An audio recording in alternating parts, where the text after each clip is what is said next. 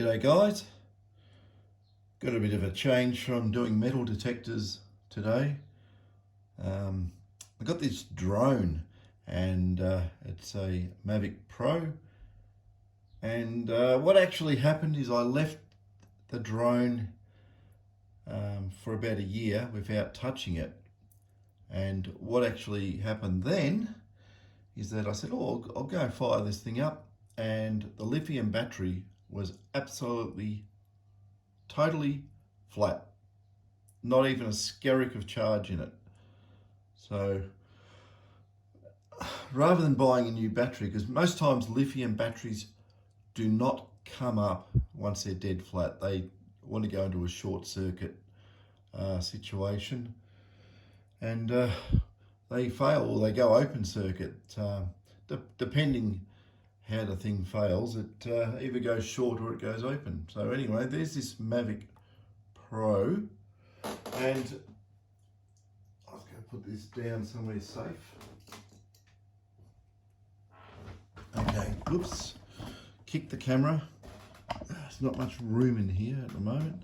So anyway, what I've got this battery. You can't see it's actually charging now. It wasn't charging before, and you couldn't make it charge. The charge that comes with it was just having zero effect on the battery. It had no indication of life whatsoever. And if you can see the cases here, they are glued with something similar to super glue. There's one bit and the other bit.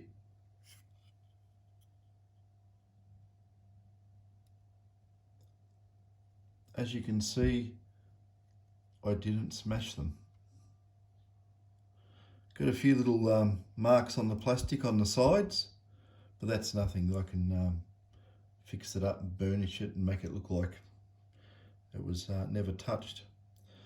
But yeah, the hard bit was getting this plastic apart, and I tried using a very sharp X-Acto hobby knife to literally no effect. And what I found that worked was a good hard smack on the joints. I used a screwdriver like this, just a flat blade, and rather than using a hammer, I used a hefty pair of pliers as my hitting tool, and I just smacked it hard. I mean, yeah, you hold the screwdriver in a way on the plastic, you know, like so, that it's not going to go flying through the battery and and short things out and destroy circuit boards and whatever else is in there. But yeah, after doing that, and it did take a little while, tap taps. Yeah, I got the battery out of the case. It's also got a foam block. Actually, I'll grab this from here, off the stand. There we go. There you can see. Okay. Under here, there's a foam block which is glued to the board and the case, and you actually have to run a screwdriver or something under the gap here to cut it, or else it won't come out.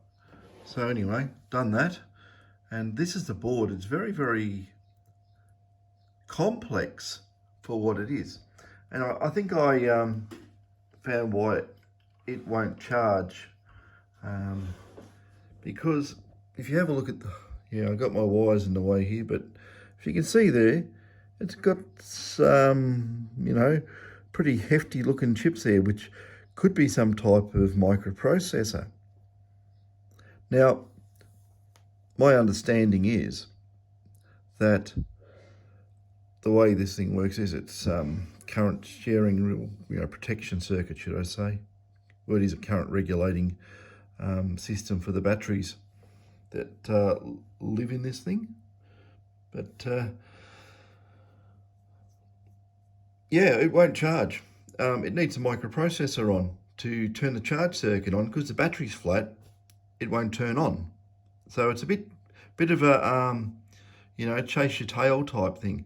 So what I did, I got this charger here, which is an automatic, charges everything. This thing's fantastic. You just put it on 12 volts and you know, it'll charge greater. It'll charge up to I think 18 volts or something. It does lead acid, lipo, lithium ion, nickel metal hydrides, and nickel cadmium. Does all of it. So it's been a handy gadget. It's quite good actually. It's got automatic cut-offs and all sorts of sensing circuitry. But yeah, this board here, so complicated for what it is. So at the moment I've got the charger, those wires there. Shouldn't be using the same colour wires, but you don't get around the wrong way. And I've just connected them. I've had to scrape that glue off those battery wire solder points. The best way to get rid of that is heat it up and it comes off. I tried to get it off by scraping at that and wouldn't budge. So whatever that glue is. And yeah, I've got that connected up to the charger. Charger's over there, plugged into the power supply.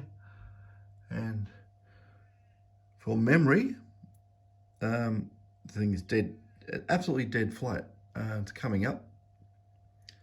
It's moved about 0.3 of a volt since I've had it on. I've had it on for about 10 minutes. So yeah, I've got it charging at 3/4 of an amp. And hopefully it comes up. But if you didn't pull the battery apart, you can never ever get it to come up and start working again. It actually hold and charge, by the way. So I think I've saved this one, which I'm lucky, because normally I do batteries for the metal detectors, which is one sitting there, and they're all full of these things. I think they're 1650s. And if these go flat, they just throw them in the bin. Well, don't throw them in the bin, but they're no good for anything. Once they're dead, they're dead. They're an uncanny chemistry. So there's plenty of dead batteries around. But occasionally what I've had them and been dead flat. And if you're really, really lucky and you haven't let the battery sit there for a while, it will come up. But you know, in a lot of cases, they never ever reach their full capacity. They're a little bit under. Sometimes cycling can bring that up, but normally better off getting new batteries. But yeah, as you can see in there, they're those little square batteries in there. They've stacked in there. I think they're probably lithium polymers. I don't know. I haven't taken them out. But yeah, this thing here, if you hook it up and you tell it it's the wrong battery or something, if you put it on anything which the battery's not, and it has got a bit of life in it, it does detect it. And if there's any problems, it'll come up and it'll beep and say there's an error in the charging. So that's this Mavic Pro battery resurrection. So the moral of the story is, don't leave your batteries, you know, sitting around for over a year or so to go dead, and then try and use them. It won't work. I think with these lithium batteries, I think you should charge them. If they're in storage, charge them every 3 months or something. Just keep charging in the battery. They want to be stored fully charged. They don't like going dead, because they permanently die once they're fully discharged. Except for this one, which is still, oh, we have something different happened here. The little light stopped flashing. Wonder why. No, it's not hot. I'll have to investigate. But this thing still says it's still charging, so for some reason it's decided to turn itself off. The other thing too, I had to, there's a button on top of the battery which is connected to that switch that just pushes down the button on the board here. And I'll get my little screwdriver and point at it. There we go. That's a button there. And to actually get any indication of life out of the main board here, I thought that just connecting it up, it would start saying, oh, you know, X amount of charge or whatever. But I held it down for about 20 seconds. And after holding it down for 20 seconds, it started flashing that first LED. Actually, I don't know if it's the first LED or fourth LED. I'll have to go and investigate. But yeah, rather than waffle on, I'll see if this comes up and comes back to life. Hopefully it doesn't have any, you know, volatile memory or something, and the battery goes dead and you know, whatever these chips are here lose their brains and the whole thing's a throwaway. Don't know. There is data on the charge cable too, which is this one. That's a normal charge cable. The furthest pin that way and the furthest pin this way is for data, and the two next to those pins are ground. So it's data, ground, ground, data, ground, ground, and all the middle ones are positive. So you have 4 pins on the positive and 4 pins on the negative. See if you just want to play around. I might see if enough charge in this and plug this in, but yeah, a bit awkward at the moment. Anyway, we'll see if it resurrects. Hope it does. Catch us later.